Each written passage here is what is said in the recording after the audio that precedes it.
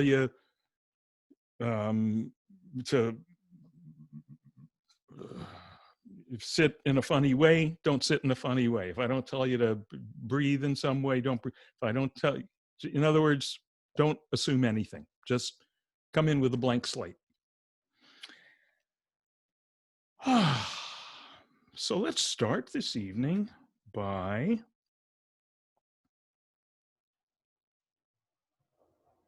actually just take a slow breath. Just breathe normally, but a little more slowly, a little more deeply than usual, and pay attention. Like from the inside, see if you can notice where your lungs actually are inside your body. You can do this in your own time. In other words, as your lungs fill up, where is that filling taking place? See if you can really feel it, not just an idea, not just a cartoony picture that you imagine, but see if you can really feel the filling of the lungs.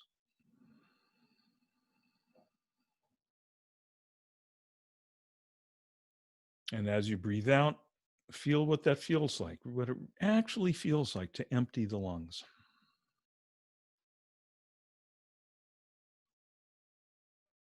And you're in your own time, continuing to breathe in and out, but slowly and just paying attention.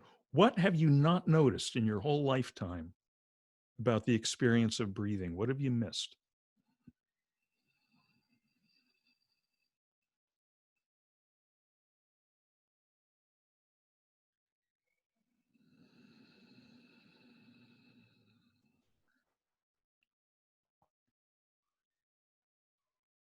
In fact, here's a question for you as you're breathing in and out in this way. Is most of your lung capacity toward the front of your body, toward your chest, or is it toward your back? Take a look.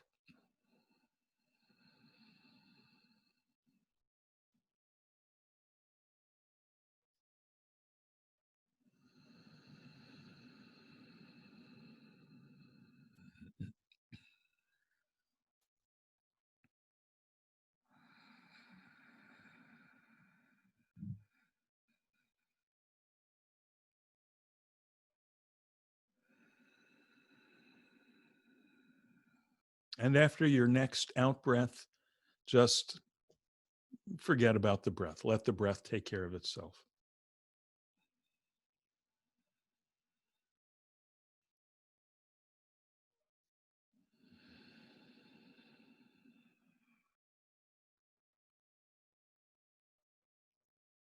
And kind of miraculously, the breath does take care of itself. Really a great thing that we don't have to consciously inhale and exhale every time. Have this gift of not only not having to expend any effort to breathe, but not even having to be aware of our breathing. That's pretty great.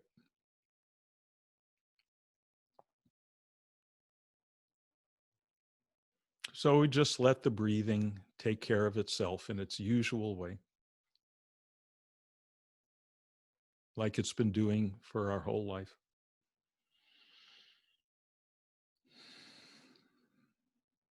And let the body take care of itself.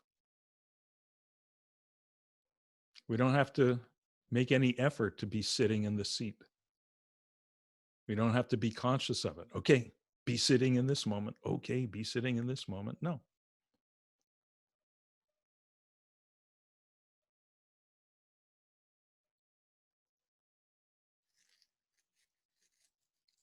This luxurious ease of not having to bother about stuff. And just like the breath and the body, the senses take care of themselves. So that hearing comes and goes, sensations come and go. Maybe flashes of light and dark or color come and go behind the eyelids. Whatever it is, it comes and goes by itself. We don't have to think about it. We don't have to manage any of it. We're not the manager.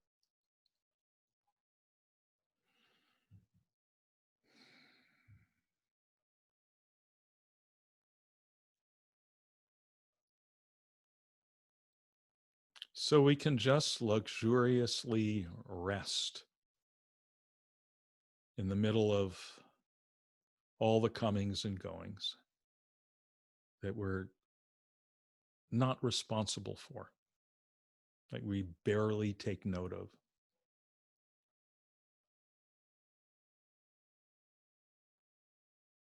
If we happen to notice something, oh, this sensation over here, oh, that sound there, fine. It comes by itself, then it goes away by itself, all in its own sweet time.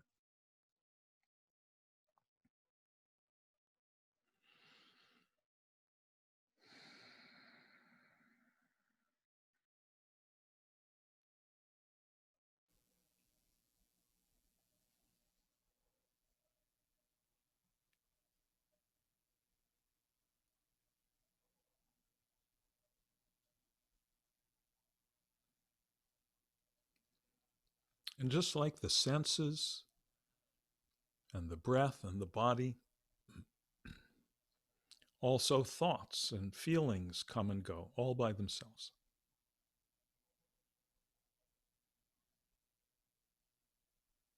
We can't control or plan what our next thought will be. To do that, we'd have to think of it before we think it, which is ridiculous. So thoughts just come and go, just like sensations or colors or sounds, and they don't matter. Thoughts and feelings don't matter any more than sounds do.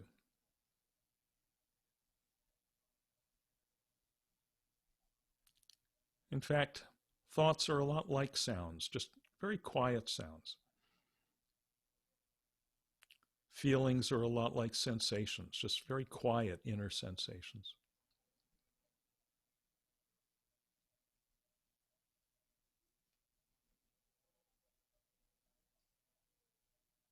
We don't have to manage any of this, and we can't manage any of this.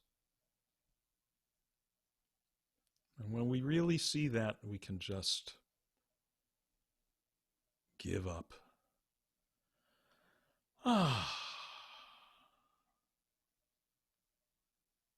The pleasure of total laziness.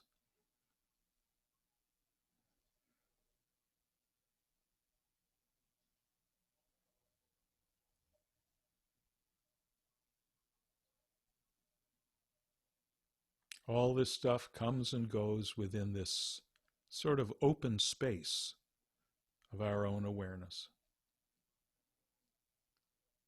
And there's nothing for us to do but remain as that space, which we already are.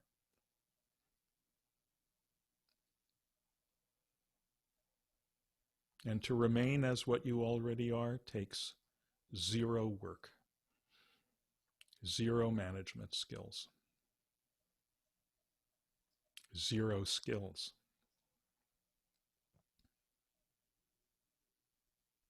It's the most natural thing in the world.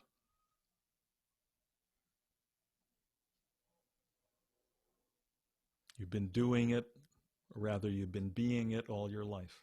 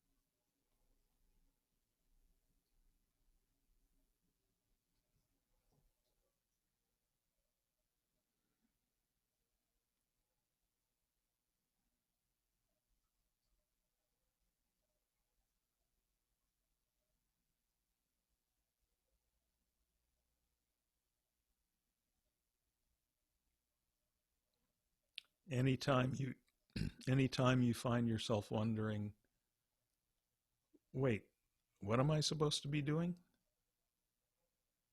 The answer is just rest as awareness.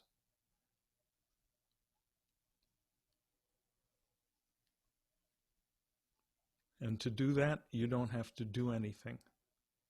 You don't have to go anywhere. You're always already aware. That awareness is always already right here. You're always in the middle of it. Otherwise, you're like a fish saying, wait, where's this ocean I've been hearing about?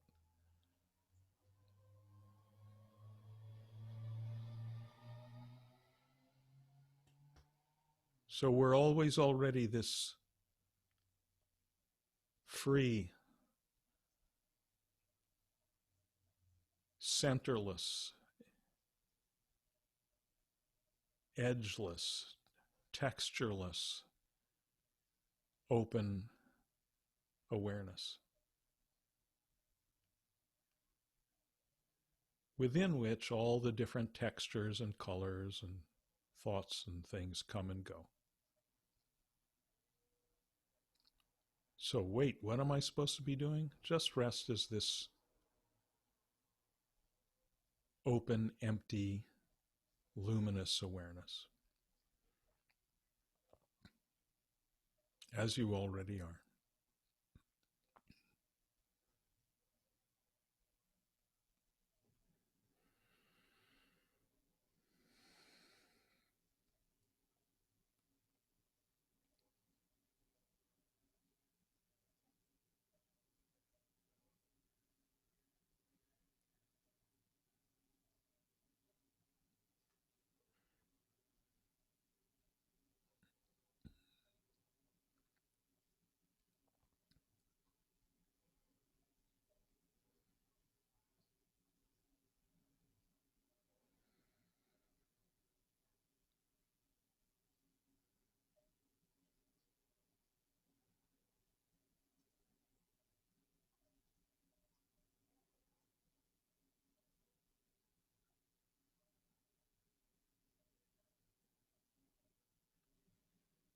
At any point, if you need to adjust your posture to be comfortable, fine, adjust your posture.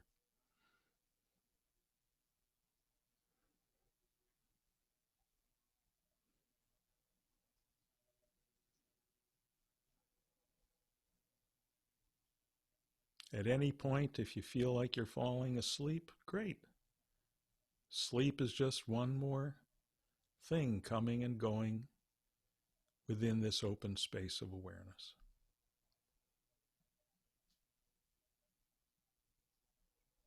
Nothing for us to judge or monitor or keep score of. Just simply being as we already are, like open space.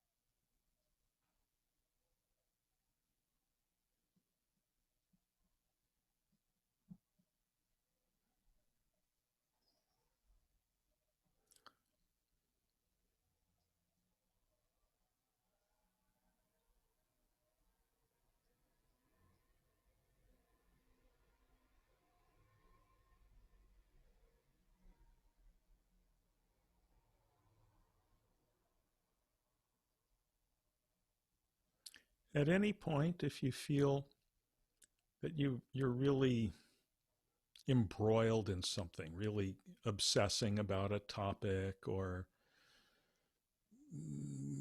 caught up in some feeling you're struggling with, just relax your grip on it. That's all.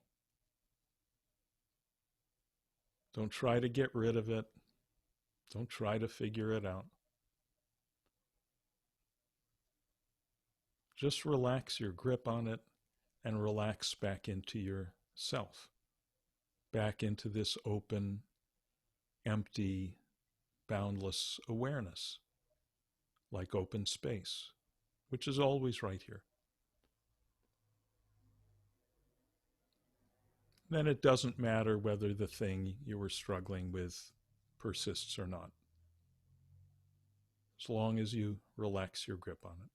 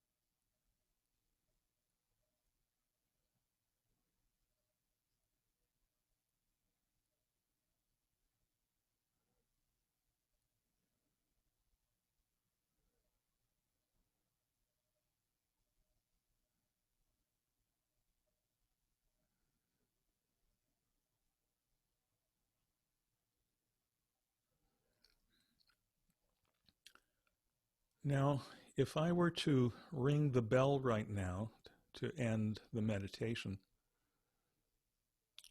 is there something that you're doing that you would stop doing? Some, even faintly, some kind of little effort to be meditating. And if so, stop doing it now. Drop it now, as if I'd rung the bell. Just throw that into the fire.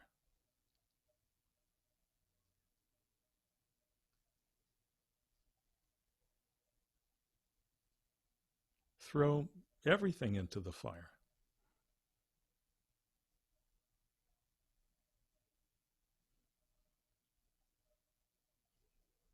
And just hang out in this, wherever this is, this space of freedom that's left after we throw everything into the fire.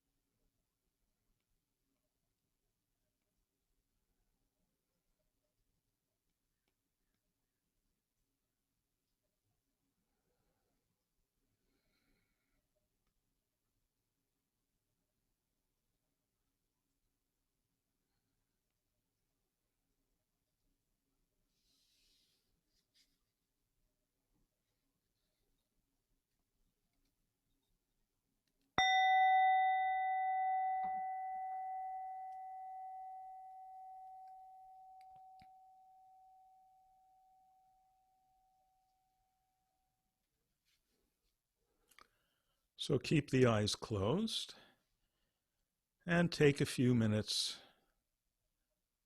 to gently start bringing the body back to a more active state.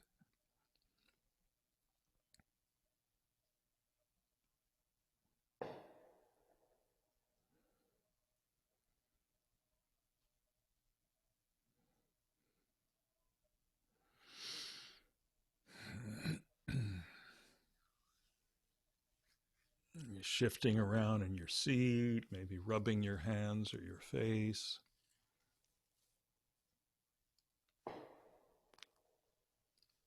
Maybe stretching your limbs.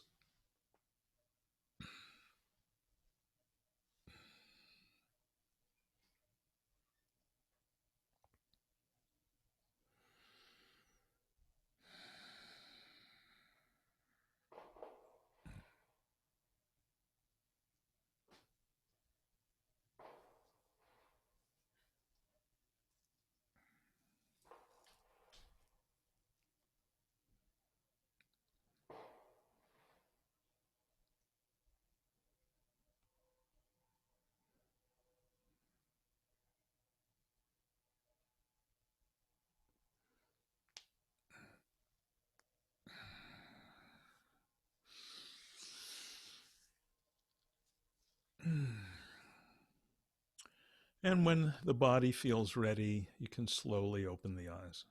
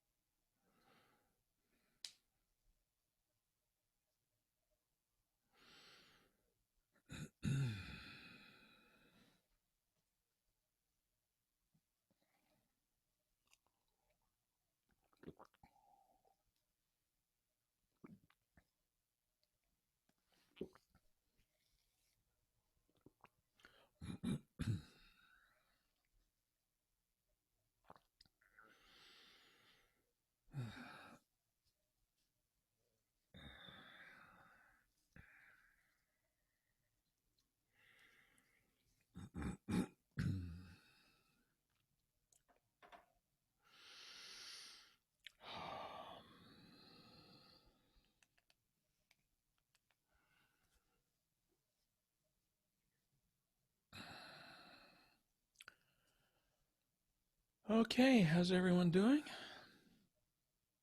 Everybody good? Good, good, good. Any questions or comments first about the meditation itself? Any observations?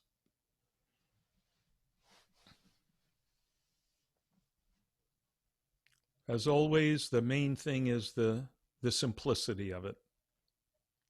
Really nothing to it. Really just we notice, hey, I'm aware. Simple. Are you aware now? Yeah. You aware now? Yeah.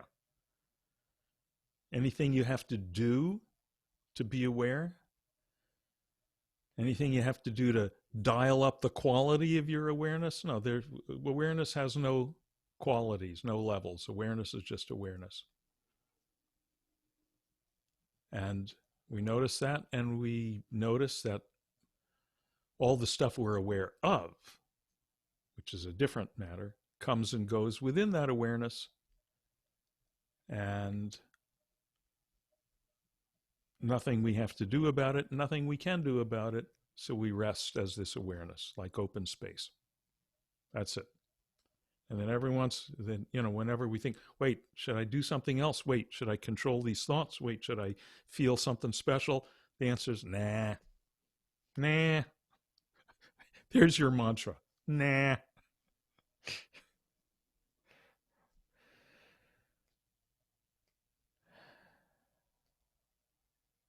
Or as they say in Sanskrit, neti. Neti, neti. Not this, not this. Master, do I do this? Neti.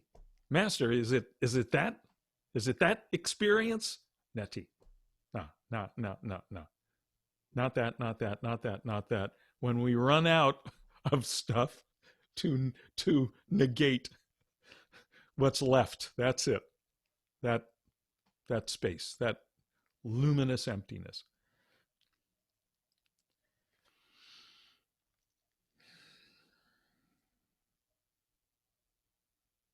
Okay. Other question: how are people doing in these interesting times as meditators, as practitioners of the Dharma, as people who've been making a habit of settling into silence in these very unsettled times? What's your experience? How's it shaken out for you? So feel free to raise your physical hand or your virtual hand. Yeah, Kathy, and you can unmute yourself. Hi. Mm-hmm. Yeah, it's funny you asked that. Because while I was meditating just now, I was thinking, like yesterday, well, let's see, yesterday, last night, last few days, I've been so insane with what was going on, not just Santa Monica, but and I've been obsessed with what I'm calling the looters. I don't know, the Mm-hmm. people breaking the law, Yeah. stealing. Mm-hmm. And I've been like really angry and Mm-hmm. kind of very negative feeling toward them, and not even thinking like, oh hey, you're being so negative. No, I was really in it. When I Mm-hmm. was meditating just now, it occurred to me Mm-hmm. that this whole thing, we're sitting in awareness, I'm awareness, that awareness is outside me, inside me, all around me, the whole thing. Uh-huh. I thought, oh, they're like these looters who I hate so much or whatever. Right. They're in the awareness too. Does that make sense? Is that how I should think of it? So that I'm sort of like, I don't know, including, they are, obviously, it's all Mm-hmm. awareness, right? Right. Okay. Right. I don't know. So I Right. was going to ask you about that. Right. By the way, if you're not Kathy or me right now, could you mute yourself? I'm getting somebody else's room noise. And Yeah, me too. um, yeah. Okay, that's better. Thank you. Um, yeah. So Kathy, um, I'm not going to tell you what you should think. Okay. Uh, But you're onto something very important, and I think very important in times like this in particular. Um, And you know, the people often think when they think of, you know, great enlightenment teachers such as the Buddha, they think, oh well, the Buddha lived in a more, you know, less complicated, less stressful time. He was just, you know, serenely out there meditating in the jungle. Well, he was before he became the Buddha. After that, he was a public teacher. And there was all kinds of politics going on. There were people that, when he started having, you know, a lot of people following him, just like today, people start trying to impose politics on it, spiritual politics. He had a jealous nephew that went, "Hey, I want to take over this organization. Succession, man, you know, dynasty." And you know, the story, there were several attempts to assassinate the Buddha. Hmm. Um, so, um, so the Buddha and the other great Enlightenment teachers, I mean, obviously Jesus and Shankara, they all lived in interesting times, and they all taught about dealing with them. So a couple of things that, um, using various kinds of language, these different teachers say, and that you may find is confirmed by your own experience. And as always, all this stuff, it's really good, I think, to hear what the great teachers of the traditions have to say, but then you have to confirm it in your own experience for it to make sure it's true for you, and to make sure it's real. It can't be, if it's just you accept something blindly out of a book, that's not real. And by the way, in a famous discourse, the Kalama Sutra, the Buddha said that. He said, don't believe a thing just because teachers say it. Don't believe a thing just because it's in the books. Don't believe a thing just because, you know, everyone says so. Don't believe a thing just because it seems logical to you or it makes you feel good to think that. He Mhm. said, believe a thing only when you have tested it out for yourself, Mhm. and find and when you have found it to benefit yourself and others. And then one other step, which often people forget about this part of the quote, is, and then confirm it with the wise. Because even testing things out for ourselves, sometimes, you know, we can lose perspective. So we want to, you know, get the reality check from other people that seem wise to us, whoever the wise are to you. Mhm. So the one thing that the teachers say, and that I certainly found to be the case, is don't try to repress feelings that come up. You know, a lot of people, like, they start feeling, oh, I hate those looters, and they go, oh no, I'm supposed to be a spiritual person, I'm not allowed to feel that, right? So I got to push that feeling down. Okay, that doesn't work. It Okay. doesn't work. We can't make this stuff go away. We can push it down, but that just means pushing it into the body somewhere. I'll push it down into my stomach where it becomes an ulcer. Push it back where I can't see it, where it becomes lower back pain. Very, very common. Okay. So step one is, I would say, feel what you feel. Mhm. Feel what you feel. And in fact, when the feelings are very strong, sometimes you want, as the one Lama that I used to study with, Nakchang Rinpoche, he had this great instruction which was, let it flood. Oh. Let it flood. Exactly the opposite of what people often think, you know, a spiritual attitude or an enlightened attitude is. Let it flood, but don't let it flood on others. That's bad manners. Mhm. Okay.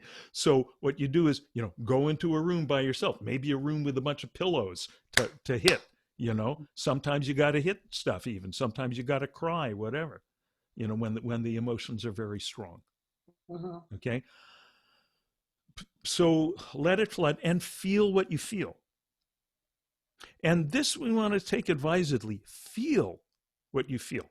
They're called feelings because they're visceral. They feel a certain way. I pointed out in the meditation that what we normally call feelings or emotions are a lot like physical sensations, just quieter. And actually, they are. They're internal sensations. Hate feels a certain way, right? Now, the thoughts associated with it, oh, those people are XYZ, they shouldn't do that. It's really, you know, distracting from the valid and very important protest. Those are thoughts. That's different from feelings. They can be linked, and often are closely linked with the feelings, but that's a different thing, and it's very valuable that this is like a next step here to discriminate, to make that distinction between thoughts and Okay. feelings. So, because when we start seeing the stuff more clearly, we start being less in the grip of it. We start seeing kind of how the stuff is done. We start seeing backstage how all this stuff is staged for us, and we start being a little less in the grip of it. And then the other Mhm. thing that the great teachers generally recommend in one form or another is just as you were saying, oh, gee, I am this awareness, or I am this beingness, I am this vast open space. And gee, maybe the others are too. Right. Yeah. And you know, spoiler alert here, the answer turns out to be yeah, they are. Mhm, They mhm, are. You know, and this is and in the Buddhist tradition, there's all these some simple, some very elaborate practices of extending metta, sometimes right. translated as loving kindness. A better translation is universal friendliness, Mhm. of sharing that universal friendliness with others, right? Jesus famously said, love one another as I have loved you. Right. And that's again very, very often, it's not just, you know, meditators, but often, you know, very sincere people in Christian churches who are trying, oh, I gotta love the others, oh, what I really, you know, and so trying to repress their authentic feelings. That's not how Jesus loved people. He didn't love people by repressing, I don't think. I give him a lot more credit than that, Yeah. you know. And I think that, you know, what he did was he experienced, you know, the real love worthy of the name, that kind of love, as Jesus loved, as Buddha loved, or loves really, present Mhm. tense, is is not just an emotion. It's much deeper than that. What it is realizing our essential non-separateness from Mhm. those others. You know, usually we think, oh, I'm this little wave over here on the surface of the ocean of existence. I'm this Dean wave. And then there's some distance, some separation, and there's the Kathy wave. And then there's the, you know, Joe Dokes wave, and, you know, this wave and that wave. And we're all separate. And, you know, on a good day, we can somehow reach out and bridge that gap with some kind of feeling, some kind of emotion, hopefully a positive one. Well, that's a certain kind of love, but it's superficial, literally superficial. It's on the surface of life, right? But every time we meditate, we sink in out of, you know, we start feeling these apparent boundaries melting. I Mhm. start melting out of the Dean wave, the Kathy wave, and I'm just melting into beingness, right? And of Mhm. course, I'm not really, what I am is not changing. It's just I'm melting into recognition instead of having my attention all, you know, kind of up here in the specifics of, oh, the Dean story, and I'm seeing this and I'm interacting with that, and I had this for dinner and I'm planning to do that. We kind of melt out of that and into just the pure boundless ocean of beingness that Mhm. underlies it all. And then Mhm. more and more as we come out of meditation, we're recognizing that in the world as we walk around, it's all just waves on this same ocean of beingness. And so all those others are that look like separate waves to me more and more. I can, and it's a, I don't want to say feeling, but it's an, more and more, it's an experiential recognition that this other, Yeah. this apparent other is this same as Yeah. I am, Yeah. you know. And then the hate tends to go away. There's no room for it. Yeah. Right. Not by repressing it, but it's like, you know, I thought I was this puppet over here. I was, you know, Punch, and this one over here is Judy. You know, Punch and Judy can fight.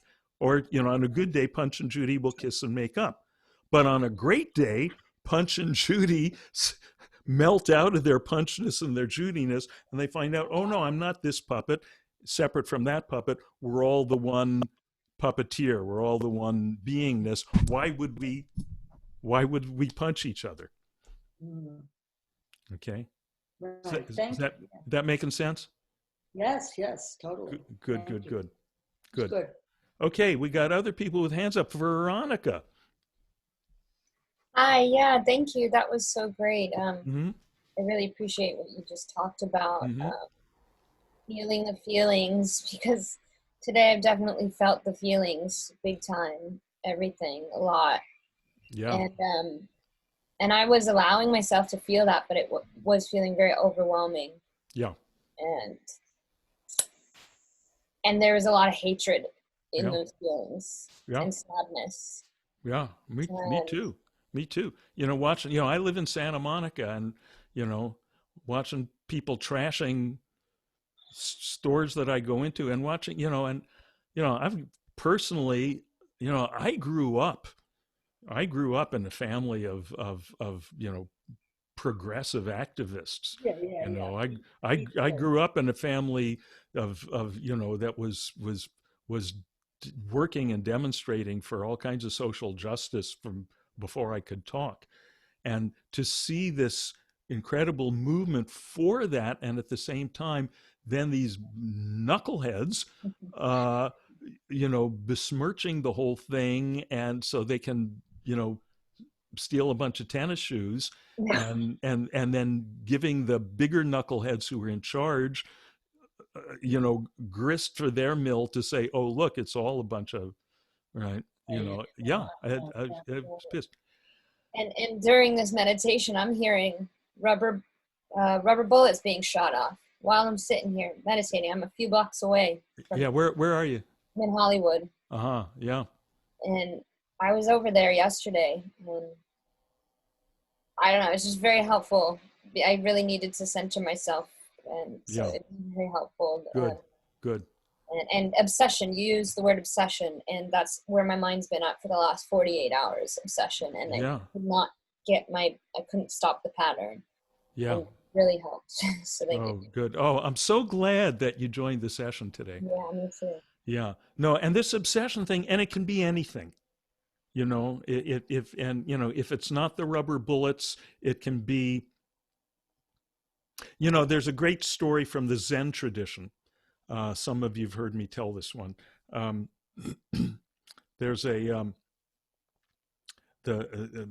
Zen monks. They're having they're on their retreat, so they're sitting, in their two rows. If you've ever seen pictures of the Zendo, you've got a row of monks here and a row of monks here, and sitting for hours a day in meditation. And once or twice a day, you get a break, and you get a little visit with the Roshi, with the Zen master, and consult with him, dialogue with him.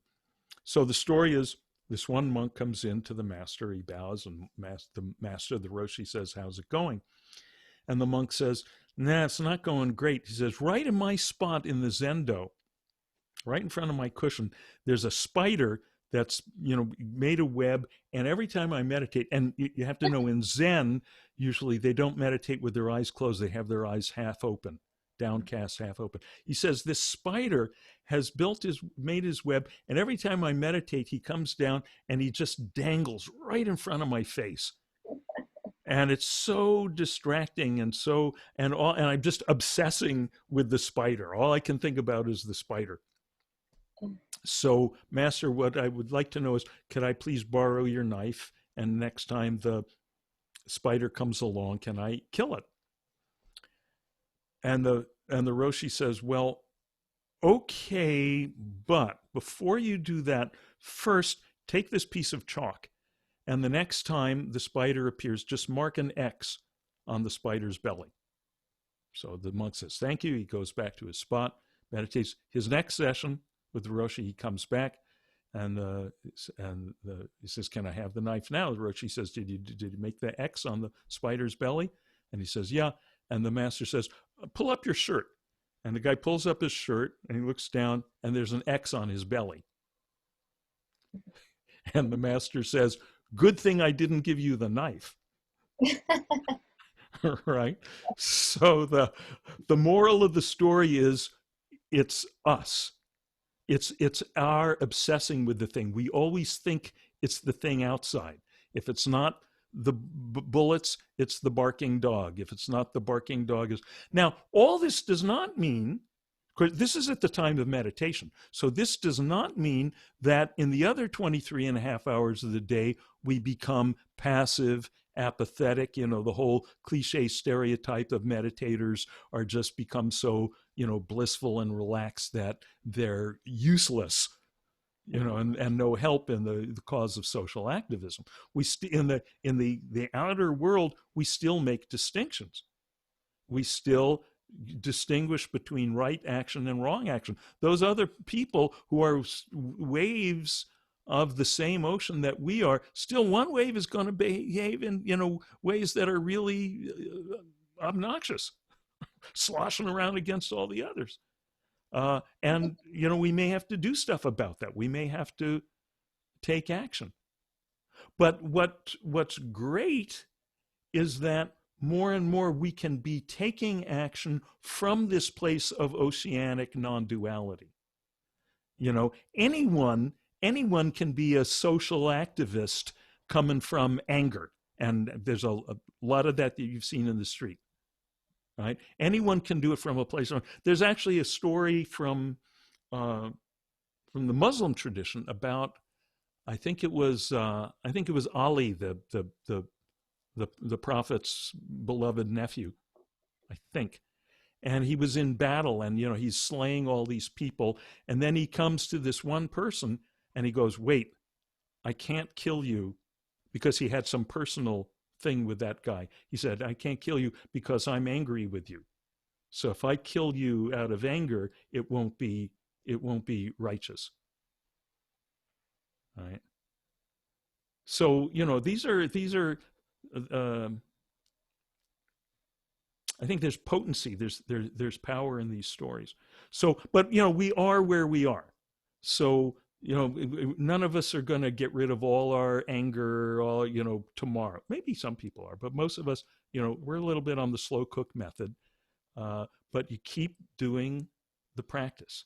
This is why it's really good to sit down every day, do the practice, and more every day, incrementally, we're growing into that oceanic cognition of the beingness that we all are, and being less and less caught up in obsession, whatever the obsession is, whether it's obsession with the things that we consider negative or the obsession with things we consider positive.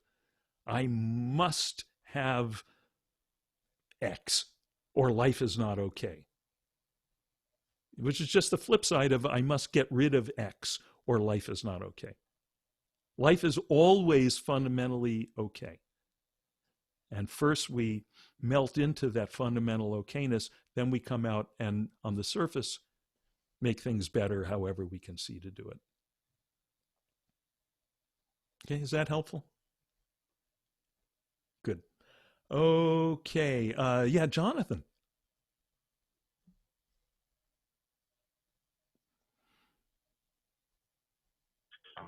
Okay. There Hi. you are. Hi. I guess this is more of an observation I noticed during today's meditation, but obviously, like everyone else, the past couple of days, it's just been a lot of feeling very sad and angry and all these different things at the same time, and it's just been very almost overwhelming, and it kind of affects sleep and things like that. And we've been trying to do meditation on off days as well, just to try to keep the practice. Mm-hmm. But during today's meditation, the riots are a block over. Mm-hmm. And so the entire time there were helicopters flying over and the sirens whipping back and forth. And it was very distracting. And I noticed that it was harder because there was just a lot of stuff coming at me to keep my mind clear. And I was in my head thinking, this is very frustrating, but I felt like of all the times we've done meditation, that I felt this is the time that I had the least control of what I was thinking. However, toward the end of the session, I noticed that I felt more relaxed, even though I was being buzzed with constant thing and it was really kind of intense. I noticed that I still, because it was such a big difference, I noticed that I felt calmer despite the fact that it seemed crazier, Mm-hmm. because I think the extremes made it more noticeable how I felt. So I just thought that was an interesting observation because it was quite opposite what I imagined. Right. Right. And that stuff that we imagine, that's what's known as imagination. Right. Right.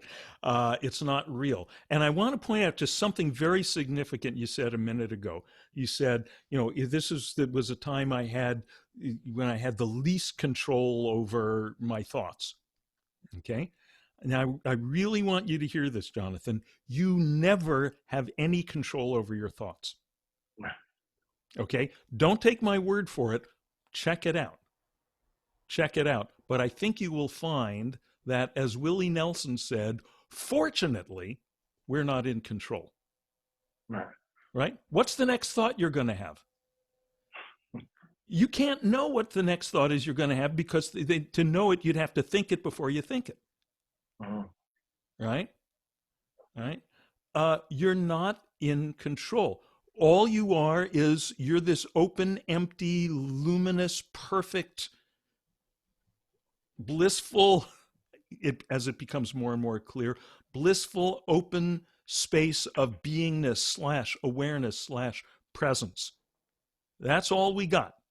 Everything else is extracurricular. Everything else is out of our control. Everything else is stuff coming and going. We are like an open mirror. The mirror has no colors, but the mirror is the reflectivity of the mirror is infinitely deep. That's the one thing we can do, is settle into that. What stuff comes and goes on the surface of it, totally out of our control. Now, as we just keep coming back and sinking into the infinite inner reflectivity of the mirror, more and more we're not in the grip of the stuff that comes and goes. We don't control what the stuff is or how much stuff comes and goes, but we become less and less in the grip of it, no matter what it is.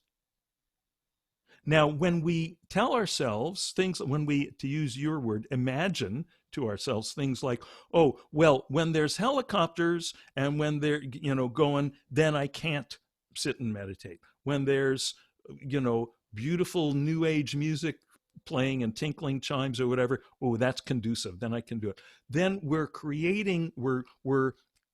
reinforcing for ourselves the illusion of the possibility of control, and we're reinforcing the illusion that our tranquility depends on what's going on the surface. Okay, I really want you and everyone to hear that. We don't want to that is reinforcing the total misconception that our ability to sink into the depth depends on what's going on the surface. You can be in the roughest water and you sink down about a foot below the surface, 2 feet below the surface, and it's silent there. It's always silent. The ocean by nature is silent no matter what's going on with the waves. So these times when things are crazy out there, whether it's crazy in some global way like it is right now, or crazy just in what's going on in your personal life, these are the real opportunities to practice. This is really when you find out what the practice is. These are the times that this other Lama that I used to study with, he said, when things like this happen, this is what separates the real practitioners, the real Dharma practitioners from the fair weather practitioners. This is when you find out if you're a real practitioner. So the best thing to do, the one simple, stupid piece of advice is think, what's a time of day, more or less, when I can meditate every day, like brushing my teeth? Do you go, I can't brush my teeth today because there's helicopters in the air? No, we don't do that. Okay, we just brush our teeth. So just like that, do them. Now, does that mean that you're not going to feel anxiety when you hear the helicopters, when you hear the sirens, the rubber bullets? No, The sound of helicopters is something coming and going within the space of awareness. The feeling of anxiety is something coming and going within the space of awareness. We just recognize all this stuff is coming and going within the space of awareness. None of it negates the space. None of it damages the space. Space is space. Nothing can, if I move this object through space, it doesn't affect the space. If I move this completely different object through space, it doesn't affect the space in a different way because nothing affects space at all. All the motion through space is frictionless. And that's the nature of awareness. And the only way you can really profoundly come to know that is by meditating in these different circumstances. This is one of the reasons why in some of the traditions, like in Zen, you'd be sitting there meditating, and there might be all the 2 rows of the monks meditating in the Zendo, and just they're getting really nice and settled. And so the Roshi goes, "Quats!" Right? He just shouts a thing. And in Tibetan Buddhism, they shout "Pet!" Whenever they feel you're getting too attached to nice inner quietness, so they. And then the first time one of my lamas did that, and there was no warning, no, I'm sitting there, and all of a sudden I hear "Pet!" And I jumped out of my seat, and then I went, "Oh yeah." Okay, are you hearing that?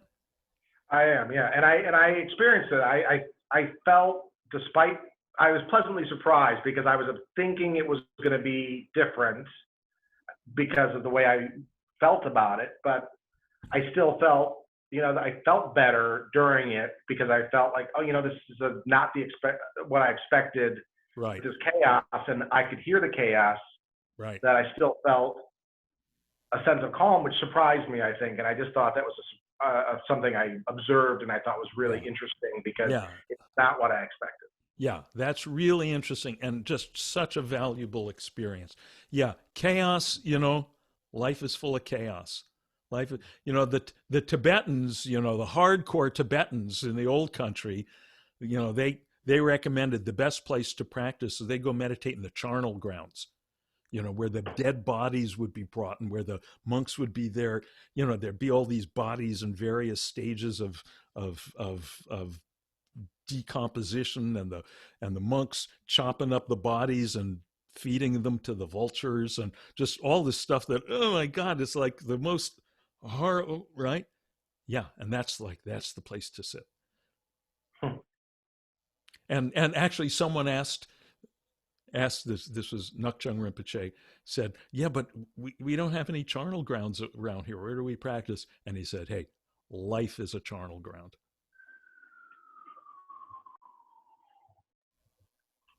Great. All right. Thank you very much. You bet. Okay. What else do we have tonight? By the way, some knuckleheads are setting off fireworks outside of our house here. Kind of a Dean, this yes. is Kristen again. Yes. You'll be happy. Kristen. You'll be happy to know that you just reminded me, put me back nostalgic a decade. In classical music, a lot of training does the exact same thing. So when you're inside of a Bach partita, the teachers will get other students to make random noises so that you don't get too entranced, and then therefore be in a performance in the actual final stage of it, and then get distracted by some inevitable cell phone that goes off. Right. So it's almost like preparation. I don't know if you would see it that way. When I teach my students, I'm kind of like trying to foolproof you to be able to tackle much more or much greater. Yeah. Yeah. I used to have a day job, believe it or not. I had a day job for 33 years. I was a school teacher. And I was able to drive from my house to the school in 20 minutes if nothing happened. if there was no slow driver in front of me or, anything like that. And I had this bad habit, which I kind of still have. Actually, I still have, of waiting till the last minute for things. So I had got it into my head, okay, the correct time, the amount of time it takes to drive from my house to the school is 20 minutes. So that's how much time I would leave. But then sometimes there'd be a slow driver in front of me. Sometimes I would hit a red light that I didn't normally hit or something. I go, damn, that's not part of the plan. That's not supposed to happen. And, I was so thick.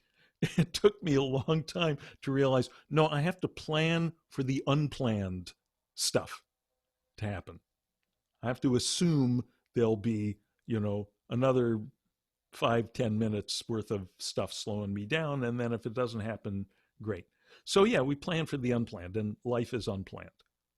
Life, another way of saying life is a charnel ground. We don't plan on dying and decomposing and being fed to the vultures and all of that stuff. By the way, they have a very reverent attitude toward the vultures. The idea is the vultures are they're cleaning up, they're purifying the world of these dead bodies and carrying you into the sky. They call it sky burial, which I sort of decided, oh, that's what I want to have happen. Me too. Yeah. As soon as I heard about it, I totally said, that's me. Yeah. That's the one. Yeah.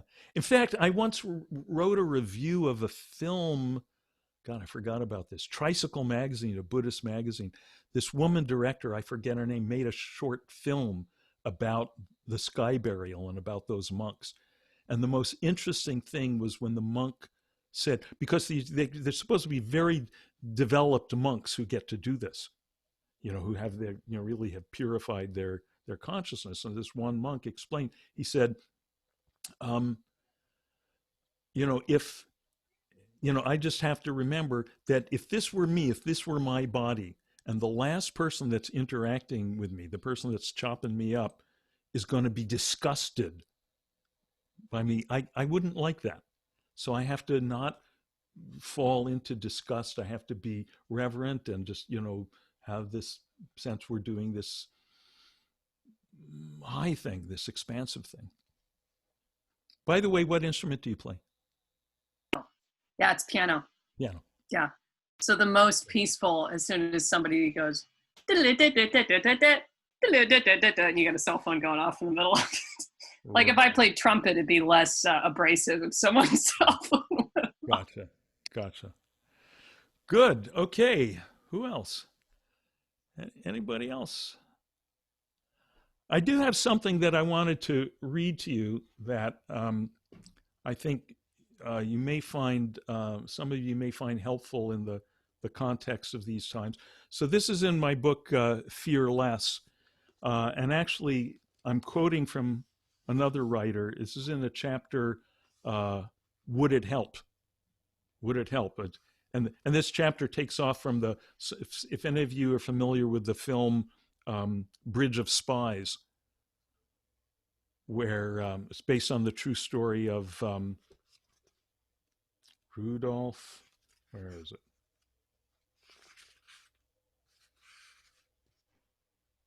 Dean, did you teach here in LA? I'm curious. No, I taught in New Jersey at a fancy prep school in New Jersey, the Pingree School. Yeah, so actually, let me read you the beginning of the chapter.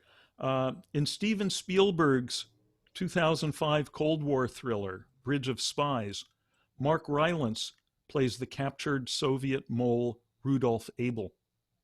He has a soft-spoken, deadpan quality, with just a hint of a sardonic smile occasionally crossing his face. In their first jailhouse meeting, Tom Hanks, as James Donovan, the American lawyer assigned to defend Abel, warns him not to speak to anyone else. So Tom Hanks says, I have a mandate to serve you. Nobody else does. Quite frankly, everybody else has an interest in sending you to the electric chair. And Abel says, all right. Donovan, You don't seem alarmed. Abel considers for a moment, then shrugs almost imperceptibly and says, would it help? Okay. So this can be a mantra for people. Would it help? Do I, to get to obsess with this thing? It's one thing when we spontaneously find ourselves obsessing with the thing or whatever, but a lot of people feel that they're supposed to, like my parents, who I remember them, shouting at the TV set, "Goddamn Richard Nixon!" And I would think, do they know Nixon can't hear them through the TV screen? And again, it doesn't mean to suppress your anger at Nixon, but it does mean feel the feelings, but know that that doesn't help. And in fact, that can be a substitute for actual effective action. Okay. And in fact, so this is what I wanted to read you, the quote I have near the end of the chapter from C.S. Lewis, author of the Narnia Chronicles and a lot of wonderful essays about kind of enlightened Christianity. And Lewis wrote, "One mustn't assume burdens that God does not lay upon us." So now he's using Christian terminology, so he's putting this in terms of God. "One mustn't assume burdens that God does not lay upon us. It is one of the evils of rapid diffusion of news that the sorrows of all the world come to us every morning." Of course, he was talking about the morning newspaper. He wrote this near the end of the Second World War in 1946. Of course, now we have the sorrows of the world coming to us, every moment in our phones. "I think each village was meant to find pity for its own sick and poor, whom it can help. And I doubt if it is the duty of any private person to fix his mind on ills which he cannot help. This may even become an escape from the works of charity we really can do to those we know. A great many people do now seem to think that the mere state of being worried is in itself meritorious." I'll read that again. "A great many people do now seem to think that the mere state of being worried is in itself meritorious. I don't think it is. We must, if it so happens, give our lives for others. But even while we're doing it, I think we're meant to enjoy our Lord, and in him our friends, our food, our sleep, our jokes, and the bird's song and the frosty sunrise. It is very dark, but there's usually light enough for the next step or so."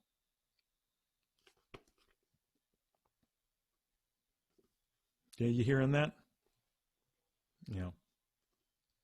I think that's really important, especially now. We need good people you have to take care of yourself. The old saying, it's a marathon, it's not a sprint. And if we burn ourselves out with worry and anxiety about this moment, we got nothing left over for the next moment.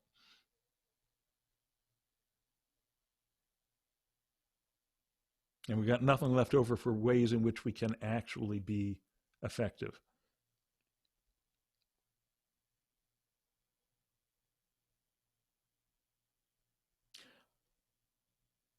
What else?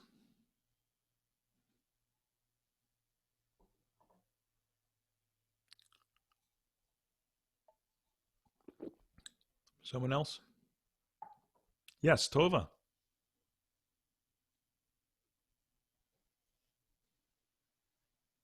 I'm thinking about the waves on the ocean as the external occurrences, but I'm also thinking about it as the internal occurrences.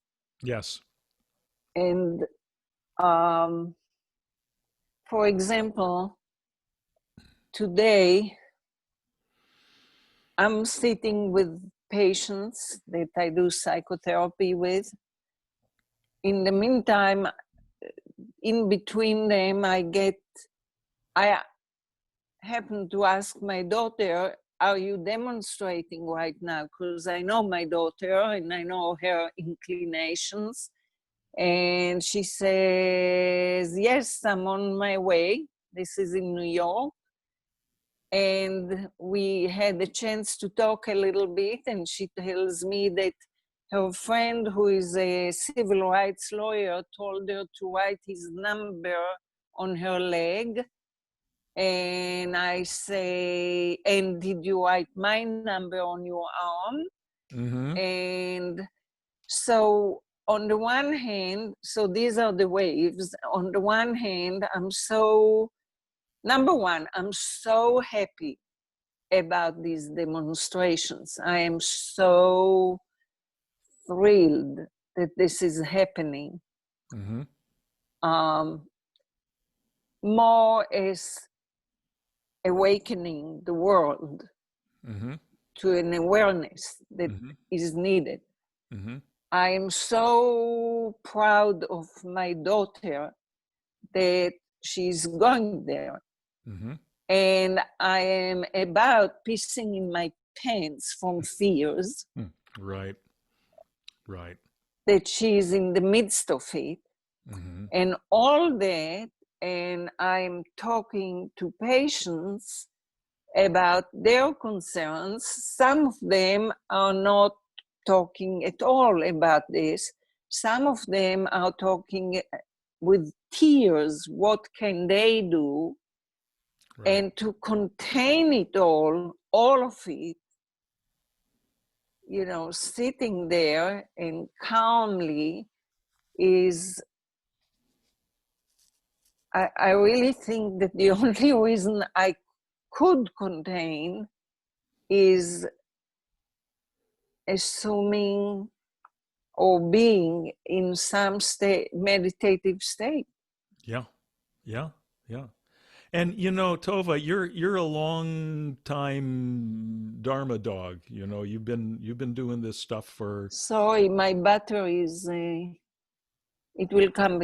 Okay. Okay. So, Yeah. yeah. So yeah, you're a long time Dharma practitioner. You've been meditating for years and years. And I think you may have more of a being anchored in that ocean beneath all these waves than even you realize. And actually, that's another way in which these kinds of times for practitioners are valuable. That's when you get to find out, when the going gets tough, the tough find out what they've got under their belt.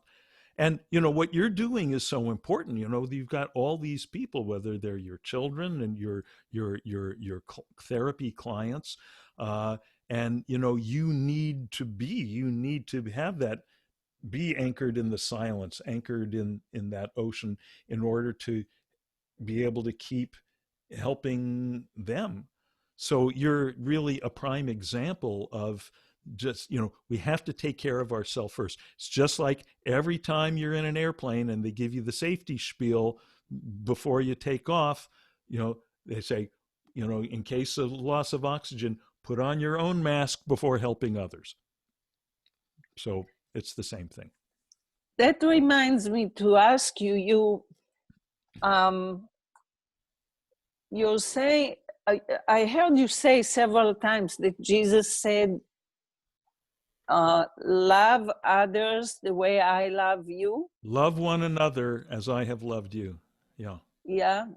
So I'm more familiar with Jesus taking from Rabbi Hillel the saying, love thy neighbor as you would thyself. Yeah. Is that not, is it the same? Yeah. Yeah. Same thing. That's a very potent saying. And again, people try to do it, and it doesn't work when you try to do it. If it's just on the level of doing, it doesn't work. And I think people go, okay, how much do I love myself? How much do I, I mean, Tova, darling, I do, how much I love you. We're friends for so many years. But, if there's two of us in a lifeboat and, You're going to push me. uh, well, let me just say there's no guarantees here. Okay. That's not sky burial material there, Dean. That's not. Yeah. That's fish burial. Fish burial, right. Um, um, so love your neighbor as yourself. See, people hear that and they hear it as love your neighbor as much as you love yourself. And I don't think that's what it means. I think it means love your neighbor as yourself. In other words, love your neighbor in the recognition that your neighbor and yourself are fundamentally one and the same. Love your neighbor as an aspect, Tova is myself. I love you as myself. Is that, you hear what I'm saying? But that doesn't make sense to people unless they've had experience of melting into that beingness which transcends the separateness of individuality. Unless you've got some taste of that experience. But you know what? Other people who don't meditate, all actually where they get that taste is in things like becoming parents. Right? When you're a kid, Christmas, if you grew up celebrating Christmas, is all about, ooh, what am I going to get? What am I going to get? Right? Then you become a parent, and coming downstairs on Christmas morning, what am I going to get? Your kid gives you some, crappy little ashtray they made in shop class, and you don't even smoke. It's the most precious thing you could have, right? What you care about is giving to the child, what makes the child happy. And not just Christmas, of course, every day you experience, a lot of people, when they become parents, they go, I remember, Tova, I remember Maggie saying this to me. She said, Dean, I love you a lot. She said, if a truck was about to run you over, I might jump in front of it to save you. She said, but if it was one of our kids, no question in my mind. Right? So, and I'm sure you know that as a parent. Now, if we're all just separate waves and there's not an ocean of non-duality that we all fundamentally are, there's no good reason we would feel that impulse. It doesn't make sense. It doesn't compute. But in the case of our children, we have some sense that, oh, this is, flesh of my flesh, blood of my blood. This is someone who is not separate from me. In some sense, we are extensions. We're parts of the same thing, right? We're pseudopods of the same amoeba. Yeah. Is it right? So that's where we get some taste. And people who are not parents, hopefully there's some other situation where you've had tastes of that. So that love your neighbor as yourself, to me, ultimately what that means is experiencing, not just getting the little flashes that some of us get, we get it with regard to our kids, but with regard to everyone and everything, to just with total clarity. I mean, this would be really, just world-class, total 100% enlightenment, just experiencing everything. Some people get glimpses of this in, they might for a little while have some kind of heightened awareness that just happens to them. Sometimes people, when they, it's very common, people who get a little temporary visitation into that non-duality by taking psychedelics, and they experience, oh, it's all one, right? I mean, that's even a cliche of the hippie life. Oh man, we're all one, but there's a reason that's a real experience. Okay. Okay. So, ah, this so we'll be doing this again on Thursday at 4:30 Pacific, 7:30 Eastern, and this Sunday at 5 o'clock we're continuing the Poetry of Enlightenment series that we started last Sunday. We started with William Blake, and there was so much to talk about that we're going to do Blake Part 2 this Sunday. I put part 1 up on my YouTube channel, but I put it as unlisted. I'm not sure if I want to list that right now. Are there people who'd be interested in actually seeing the Blake Part 1? Yeah, I'm getting some yeses.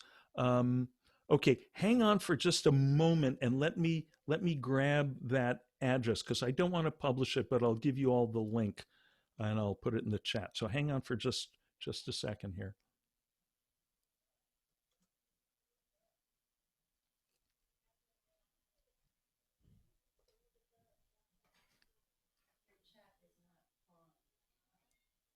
Yeah, I'll put it on.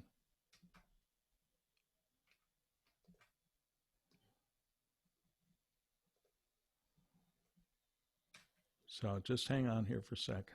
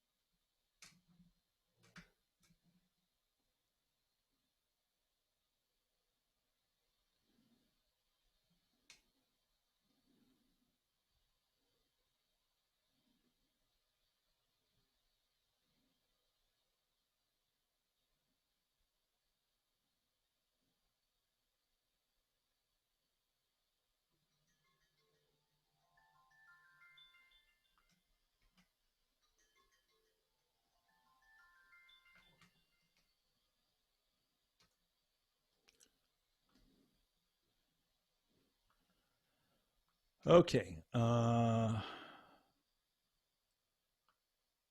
see. I got to turn on the chat. Where do I do that?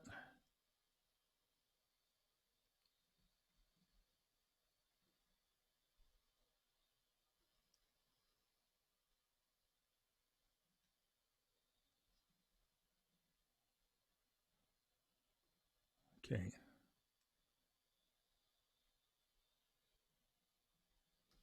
Someone help me out here. Where do I turn on chat?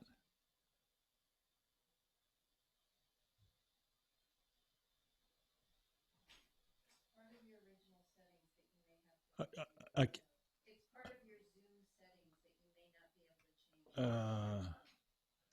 okay, you know what? Let me put it on. Let me share the screen, and then you can just copy it from there.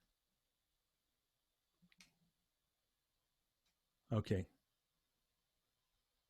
So here it is. So maybe just take a screenshot or write it down carefully. Sorry about my spotty tech skills here.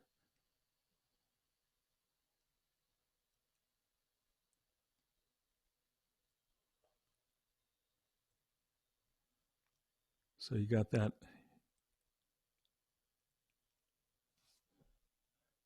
Okay.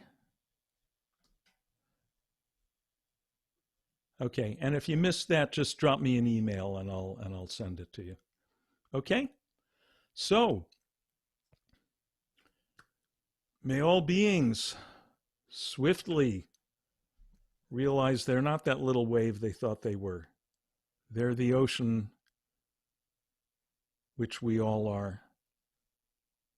And it's the place where troubles melt like lemon drops high above the chimney tops. And thus may all conflict and suffering spontaneously dissolve. Loka samasta Sukhino bhavantu. Loka samasta Sukhino bhavantu. Loka samasta Sukhino bhavantu. Om Shanti Shanti Shanti.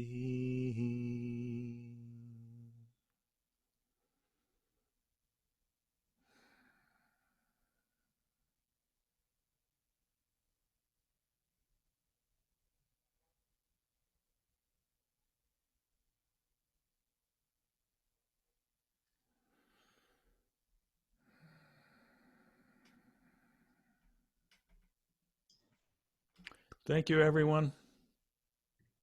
Thank you, Dean. Thank you. Thank you. Hey, Thanks, Dean. Thank take you, care. Dean. Enjoy being. Night night. How do I sign up for the mailing list? Just send me an email, dean@deanslider.com, or Okay. or go to my website. There's a contact page there. Right. Okay. Thank you. Yeah. Thank And if you. you haven't been to my website, Veronica, there's a lot of stuff. There's like audio tracks for guided meditations, chapters from my books, and Cool. all kinds of fun stuff. Same with his YouTube channel. Yeah, and my YouTube channel is good stuff. Good. Great. Good. Okay, bye. Hi, Marie. Hi, bye. Bye. Thank you, Dean, so much, especially right now. Yeah. Yeah. Thank you. This is now's the time. When this is all this practice, spiritual practice we've been doing for all these years. This is what we've been practicing for. Mhm. Oh, this is good for our practice too, all right. This is the stuff. Everything that you think is the obstacles to your practice path, those are the stepping stones of the practice path. Everything. See ya.